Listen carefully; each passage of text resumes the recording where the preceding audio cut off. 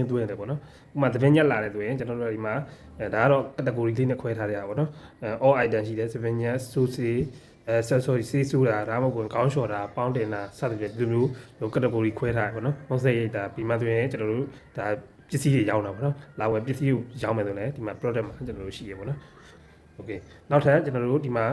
sorry category ကဒီ service ထဲမှာပေါ့နော် service နဲ့ပတ်သက်တဲ့ category က service ထဲမှာကျန်တဲ့ဟာတွေကတော့အကုန်လုံးပြည့်နေစင်နေဒီစီမံခန့်ခွဲမှုရဲ့အောက်မှာရှိတဲ့မိုးထဲမှာအားလုံးရှိတယ်ပေါ့နော်လောလောဆယ်တော့ကျွန်တော်ကဒီ service ပေးတဲ့ file ကိုကျွန်တော်က point of save ပေါ့နော် POS file ကိုအရင်သွားမယ်ဆိုတော့ကျွန်တော်တို့ဒီမှာကျွန်တော်ဒီဝန်ဆောင်မှုတစ်ခုကိုဘယ်လိုမျိုးစီးရင်သွင်းလဲဆိုရင်ကျွန်တော်တို့လူလေးမှတ်လိုက်အောင်မယ်မှာဒါဆိုရင်ကကြေးတိတက်ညက်တယ်ပေါ့နော်တခုကပို့ပြီးတော့ပို့ညက်မိသွားတယ်ပေါ့နော်ဟိုဘက်ကbread တွေကတော့မဟုတ်ဘူးเนาะအဲ့တော့ကျွန်တော်ကဒီကောင်ကိုပြန်လျှော့လိုက်โอเคအဲ့တော့ဒီခုပေါ့နော်အဲ့ဒါဆိုနှစ်ခုပြတ်သွားတစ်နယ်သုံးခုပေါ့နော်ဒါမျိုးကျွန်တော်တို့ဒါစသဖြင့်လူမျိုးအတူကားတွေထည့်လို့ရပါဘောနော်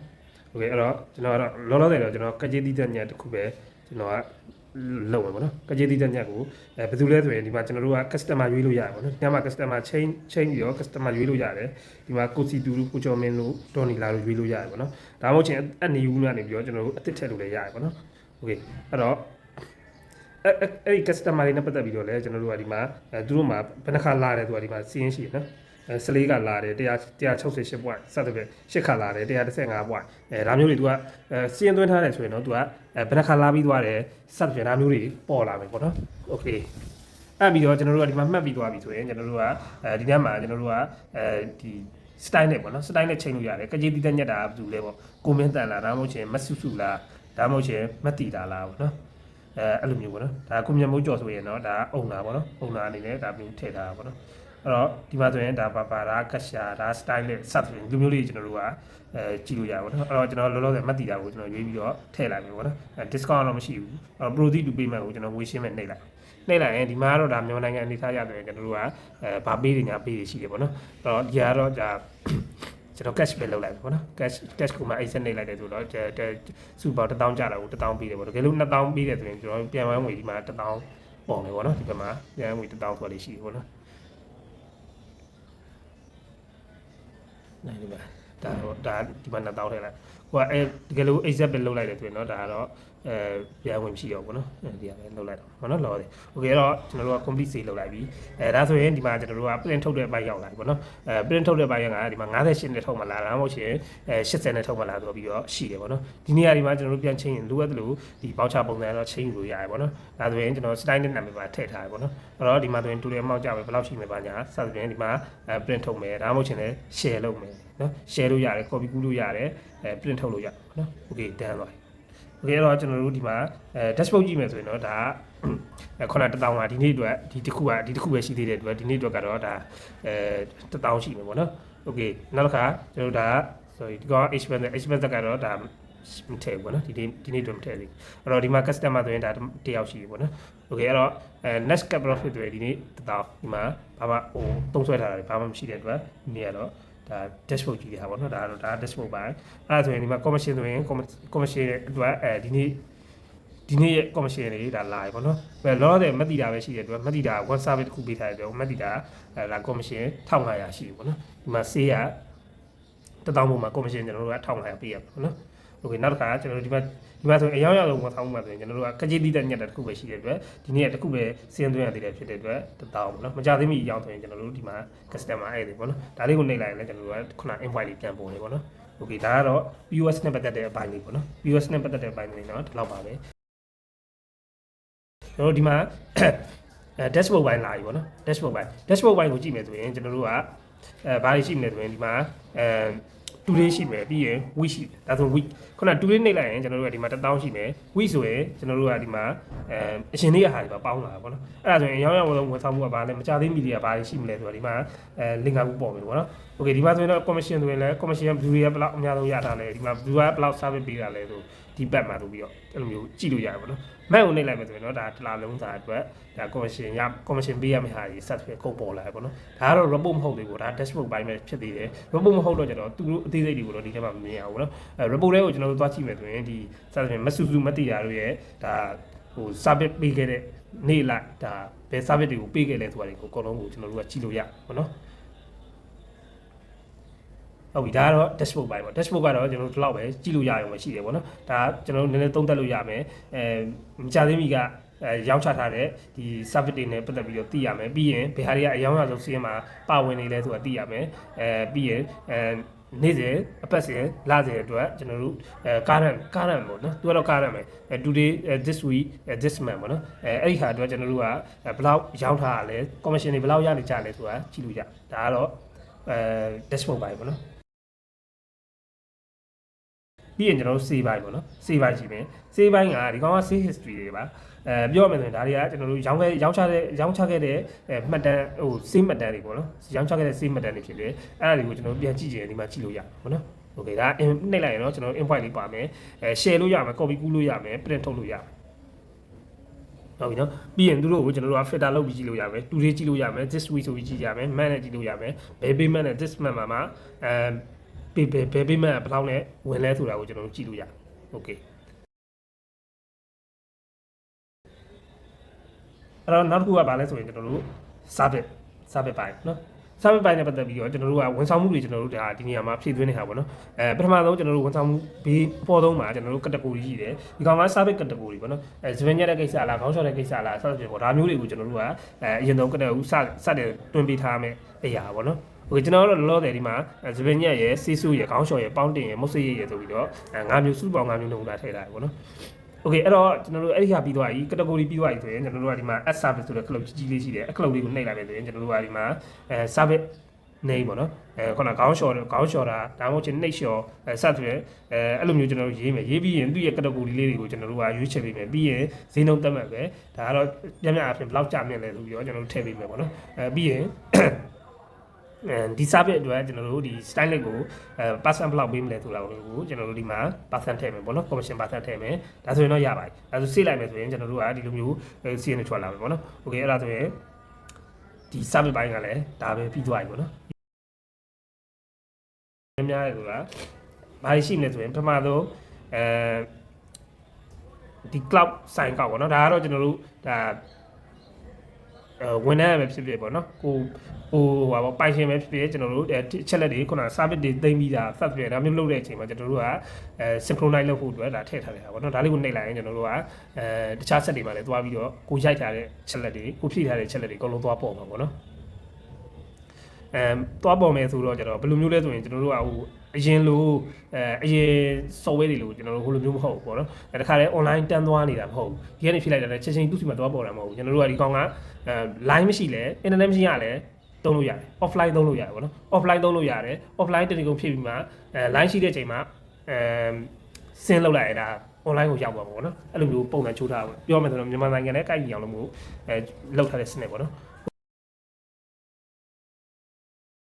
โอเคအဲ့ဒါပြီးရင်ကျွန်တော်တို့ဒီမှာအစီရင်ခံစာများလာပြီပေါ့နော်အစီရင်ခံစာများလာပြီအစီရင်ခံစာများမှာဘာတွေပါလဲဆိုရင်အများကြီးပဲပေါ့နော်โอเคအစီရင်ခံစာကိုချက်ကျွန်တော်တို့ကြည့်ကြည့်မယ်ပေါ့နော်အစီရင်ခံစာနဲ့ပတ်သက်ပြီးတော့များတယ်ပေါ့နော်များတယ်โอเคအဲ့တော့အစီရင်ခံစာမှာပထမဆုံးကျွန်တော်တို့ရွေးချယ်စရာတွေပေါ်တော့မှာတစ်ခုရှိတယ်အစီရင်ခံစာနဲ့ပတ်သက်ပြီးတော့ဘယ်လိုမျိုးအစီရင်ခံစာကိုလိုချင်တာလဲဆိုတာကိုအပေါ်ကနေပြီးတော့ကျွန်တော်ရွေးလို့ရတယ်ဒီနေ့အတွက်အစီရင်ခံစာလားမနေ့ကအစီရင်ခံစာလားဒီပတ်လားဒီလလားဆိုတာမျိုးကိုကျွန်တော်တို့ရွေးပေးရမယ်ဒါမှမဟုတ်ရှင်ပြီးခဲ့တဲ့လကလားဒါမှမဟုတ်ရှင်လအလိုက်ဆိုတာ custom ဘယ်လဆိုပြီးတော့ကျွန်တော်တို့ဒီမှာလလေးတွေကျွန်တော်တို့ဒီလိုမျိုးရွေးသွားလို့ရတယ်25လေးရပါပြီနော်ဒီလိုမျိုးပေါ့နော်ဒီလိုမျိုးလာလိုက်ကျွန်တော်ကြည့်လို့ရမယ်ပြီးရင် date rate လိုက်ကြည့်လို့ရမယ်ဘယ်နေ့ကနေပြီးတော့ဘယ်နေ့ထိလဲဆိုတာမျိုးကျွန်တော်တို့ custom rate နဲ့ကြည့်လို့ရမယ်ပေါ့နော်ပြီးရင် order အားလုံးအတွက်ဘယ်လောက်ရောင်းခဲ့တာလဲဆိုတာမျိုးကြည့်လို့ရโอเคအဲ့လိုရွေးလိုက်တယ်ဆိုရင်ကျွန်တော်တို့ဒီလိုမျိုးပြောင်းအောက်မှာပြောင်းလဲသွားတယ်နော်ရောင်းငွေတွေ commission တွေ set ပဲကုန်ပြောင်းလဲသွားတယ်ဥပမာကျွန်တော်တို့ဒီမှာ last month ဆိုရင်0ဖြစ်မယ် this month ဆိုရင်ဒီမှာဒီဟာဆိုရင်5 transaction နဲ့ဟိုမှာဖြစ်တော့ဗောနော် this week ဒါကတော့ဒီဘက်မှာစလို့ဒီဟာလေးကအကုန်လုံးဒီမှာဆိုရင်မနေ့ကနဲ့2လေးနဲ့ yesterday နဲ့ this week နဲ့ပဲကျွန်တော်ကြည့်လို့ရတယ်ဗောနော်ဘာလို့မနေ့ကမှစပြီးတော့ကျွန်တော်လောက်တာဖြစ်တဲ့အတွက်အဲ့လိုမျိုးဖြစ်တယ်ဗောနော်โอเคအဲ့တော့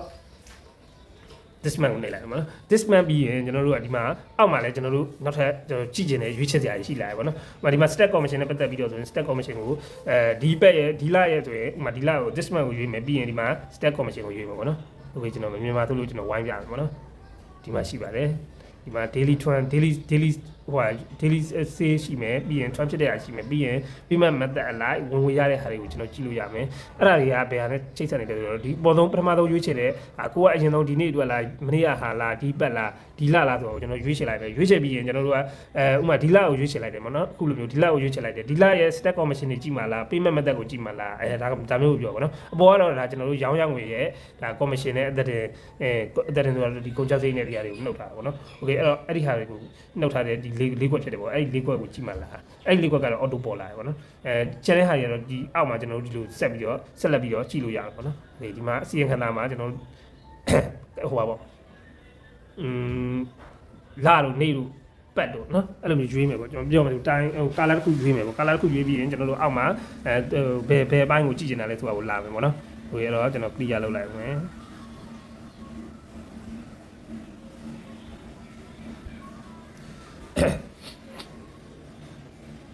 ဟုတ်ပြီနော်အဲ့တော့ဒီမှာတစ်ပိုင်းရှိတယ်ဒီမှာတစ်ပိုင်းရှိပေါ့နော်ဒီမှာရွေးပြီးမယ်ပြီးရင်ဒီမှာရွေးပြီးအဲ့ပြီးရင်ကျွန်တော်ပြီးပြီလားဆိုတော့မဟုတ်သေးပါဘူးကျွန်တော်တို့ဒီမှာအောက်မှာလဲ style နဲ့ဒီ commission ကိုရွေးထားတယ်ဆိုရင်ပေါ့နော် commission ကိုရွေးထားတယ်ဆိုရင် commission ကိုရွေးထားတယ်ဆိုရင်ကျွန်တော်တို့ကဒီမှာဒီ commission နဲ့ပတ်သက်တဲ့ဟာတွေကျွန်တော်တို့ရှိမယ်ပေါ့နော် commission ကိုရွေးထားတယ်ဆိုရင် commission နဲ့ပတ်သက်တဲ့ဟာတွေရှိ commission နဲ့ပတ်သက်တဲ့ဟာတွေဘာတွေလဲဆိုရင်all style နဲ့ဆိုရင်ကျွန်တော်တို့ဒီလိုမျိုး style တွေအကုန်လုံးကြာလာမယ်ပြီးရင်တစ်ခုတည်းကိုနှိပ်လိုက်ရင်လည်းဆိုရင်တော့ကျွန်တော်တို့အတက်ရောင်နဲ့ပတ်သက်တဲ့ဟာပဲကြာလာမယ်ပေါ့နော်ပြီးရင်ကျွန်တော်တို့ကဒီမှာအောက်မှာလည်း filter လေးရှိတယ်ပေါ့နော်ဝန်ထမ်းအလိုက်နေ့အလိုက်လအလိုက်အသေးစိတ်ဆက်ပြန်အကုန်လုံးကြည့်လို့ရတယ်ပေါ့နော်ဒါကဟို commission နဲ့ပတ်သက်ပြီးတော့ဆိုရင်အဲ့လိုကြည့်လို့ရတယ်ကျွန်တော်နှိပ်ပြပေါ့နော်โอเคဒါကတော့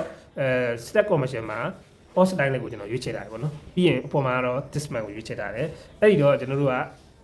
တူလေးကိုပြောင်းလိုက်ပြီပေါ့နော်တူလေးကိုပြောင်းလိုက်မယ်โอเคဒါတူလေးပေါ့နော်တူလေးဆိုရင်ဒါ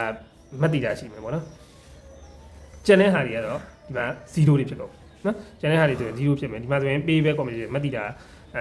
1000ဝန်းရှိမယ်1500ရှိမယ်ပေါ့နော်ဒါပဲပေါ့နော်ဒီလိုမျိုးလေးသွားတာပေါ့โอเคအဲ့တော့ဒါတူလေးမှာregister လေးပြန်လုပ်လိုက်ပါဘောနော် register လေးပြန်လုပ်လိုက်ရင်တော့ဒီလို၄ရောက်လုံးကျွန်တော်တို့ရှိရအောင်တွေ့ရပါဘောနော်โอเคအဲ့ဒါပြီးရင်ကျွန်တော်တို့ဒီမှာ comment တက်တယောက်ပဲနှိပ်လိုက်တယ်ဆိုရင်ဒါ comment တက်ကိုမြတ်မိုးကျော်မဆူဆူမတီတာစသဖြင့်ဒီလိုမျိုးတယောက်ချင်းကိုလည်းကျွန်တော်တို့ရွေးချယ်ပြီးတော့ကြည့်လို့ရတယ်ပါနော်ဒါပြီးရင်ကျွန်တော်တို့ဒီမှာဝန်ထမ်းအလိုက်ပြီးရင်နေ့ရက်အလိုက်ဒါဆိုနေ့ရက်အလိုက်ဆိုရင်ကျွန်တော်မနေ့ကဟာပဲပေါ့နော်ဒါပဲမနေ့ကဟာပဲပြီးရင်လအလိုက်ပြီးရင်ဒီမှာဆိုရင်အသေးစိတ်ပါပေါ့နော်အသေးစိတ်ပါအသေးစိတ်ဆိုရင်အသေးစိတ်ကိုနှိပ်လိုက်ရင်ကျွန်တော်တို့ invoice ပေါ်မယ်ပေါ့နော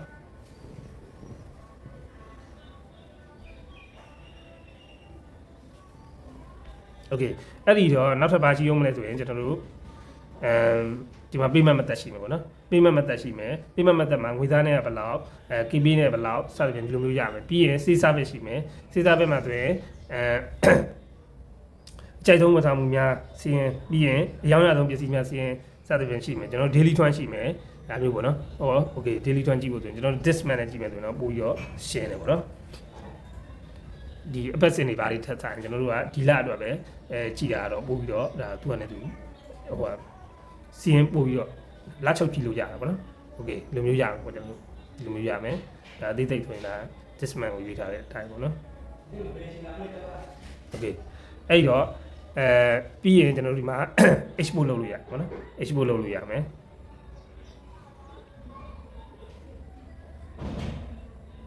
ဒါကတော့ဟိုအစီအခံနဲ့ပတ်သက်ပြီးတော့ဒါဒီလောက်ပါပဲပေါ့နော်ဒီလောက်ပါပဲကျေးဇူးတင်ပါတယ်ကျွန်တော်ဆက်လက်ပြီးတော့ကျွန်တော်တို့ဒီအောက်က manage လုပ်လို့ရတဲ့ဟာလေးတွေကိုကျွန်တော်တို့ဝင်ကြည့်မယ်ပေါ့နော် manage လုပ်လို့ရတဲ့ဟာလေးတွေဆိုရင်sorry ဒီ save ခုန commission ဟို report ထဲမှာကျွန်တော်ဒီဟာလေးတွေကိုနှိပ်ပြရတယ်နော်ဒီမှာကျွန်တော်တယောက်ချင်းစီမှာဒီလိုမျိုးhistory ကိုပြန်ကြည့်ရင်သူ့ရဲ့ဒီ view full slip ကိုနှိပ်လိုက်ရင်ဒါဒီမှာသူ့ရဲ့ date နဲ့ဟိုနဲ့အကုန်ပေါ်တယ်ပေါ့နော် date နဲ့သူဒီလောက်ခဲ့တဲ့ဟာလေးတွေ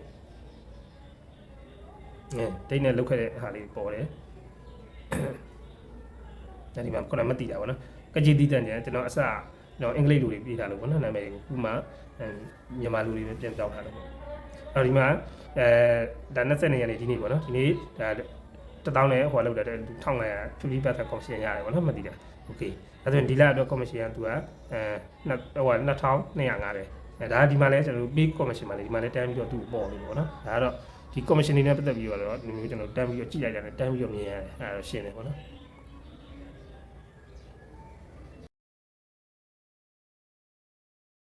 ပြီးရင်ဒီမှာငွေပေးချေမှုစနစ်တွေထည့်ရရှိမယ်ပြီးရင် printer setting ချိန်တာတွေရှိမယ်ပြီးရင်ဒီဝန်ထမ်းနဲ့ commission တွေရှိမယ်ပေါ့နော်ဝန်ထမ်းနဲ့ commission တွေရှိမယ်ဒါဝန်ထမ်းနဲ့ commission တွေပေါ့နော်ဒါလည်းဒီမှာလည်းကျွန်တော်တို့ statement ပြန်ကြည့်လို့ရတယ်ဒါဝန်ထမ်းအလိုက်ပေါ့နော်ဝန်ထမ်းအလိုက်ရှိတယ်ပြီးရင်ကျွန်တော်တို့ဒီမှာ customer စီးရင်ရှိမယ် customer တွေဆိုရင်ကျွန်တော်တို့ဘယ်နှခေါက်လာရဲစပြီးဒီမှာမှတ်ထားရပေါ့နော်သူတို့ကိုတစ်ခါလာရင် point 10တိုးပေးတယ်ပေါ့ဒီ point တွေကတော့နောက်ကြရင်ကိုဒါ sanction တွေနဲ့ကိုလောက်ချင်လို့လုပ်လို့ရပါပေါ့နော်ဟို season တစ်ခုဆွဲလို့ရတယ်ပြောတာပေါ့ပြီးရင်အဲ့ဒါပြင်ဒီ ကုန်ပစ္စည်းချင်းဒါကတော့ရောင်းမဲ့ပစ္စည်းတွေရဲ့စီရင်ပေါ့နော်ဒီလို store တွေကျွန်တော်တိုးလိုက်တာဆိုရင်เนาะဒီမှာဟိုပါမယ်ပေါ့နော်စေးဟိုပတ်ချေးတွေတော့မပါဘူးကျွန်တော်ဒီမှာstore တိုးတာရှိမယ်ပြီးရင် store လောက်တာရှိမယ်စသဖြင့်လို့ရှိမယ်ပေါ့နော်edit လုပ်လို့ရမယ်အသက်ထည့်လို့ရမယ်ပြီးရင်ဒီမှာ3စိမှတ်တဲ့ရှိမယ်ပေါ့နော်โอเคဒါကတော့ setting နဲ့ပတ်သက်ပြီးတော့ဒီလောက်ပါပဲပြီးရင်ကျွန်တော်တို့ဒီမှာ log out ရှိမယ်အုံနာနေပြီးတော့တခြား user တွေကိုကျွန်တော် switch လုပ်ပြီးတော့ကြည့်လို့ရမယ်ပေါ့နော်ဒါကတော့ password ရိုက်ရမယ်ပေါ့နော် switch လုပ်တဲ့အခါကျတော့ okay ဟုတ်ပြီအဲ့တော့ဒီလောက်ပါပဲကျေးဇူးတင်ပါ